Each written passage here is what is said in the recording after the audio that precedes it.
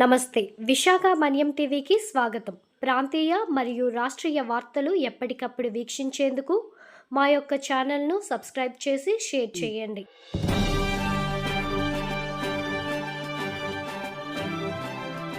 అనేటువంటి విషయాలను కూడా పార్టీ దృష్టికి తీసుకొచ్చేటువంటి దాన్ని వినియోగించారు.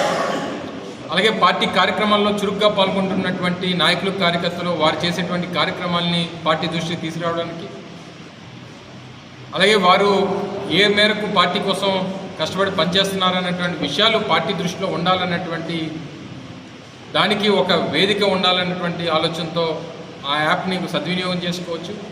సో వీటన్నిటినీ కూడా ఎప్పటికీ విషయాలు కూడా పార్టీ యాక్టివిటీస్ కూడా ఎప్పుడు పార్టీ పిలుపునిచ్చినా, ఉదాహరణకి రేపు 28వ తారీఖున రాష్ట్ర వ్యాప్తంగా యోజన విభాగం, విద్యార్థి విభాగం ఆధ్వర్యంలో అన్ని జిల్లా కేంద్రాల్లో కూడా డిఎస్సి పరీక్షలో జరిగినటువంటి అక్రమాల మీద దేశవ్యాప్తంగా జరుగుతున్నటువంటి కార్యక్రమాన్ని పార్టీ పిలుపునిచ్చింది.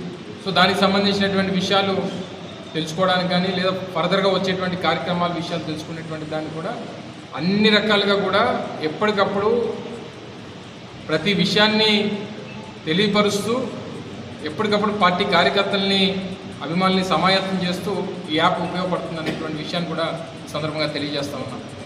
దాంతోపాటు ఎస్ఐఆర్ కూడా నేటితో ఎన్యూమరేషన్ అనేటువంటిది ఈ రోజుతో ముగుస్తూ ఉంది.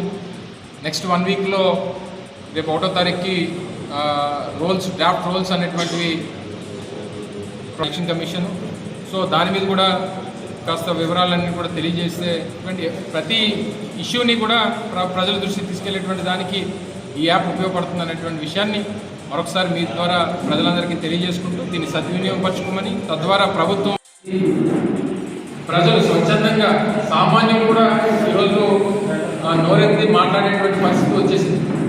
అంటే మన పరిస్థితుల్లో మన గ్రామాల్లో ఉన్నటువంటి ఇబ్బందుల్ని, సో డెఫినెట్గా మనం కూడా పార్టీతో మాట్లాడేటువంటిది ఏంటంటే, సహజంగా ఎక్కడ ఆలయాలు ఉన్నా మా చేయలేదు మాట్లాడి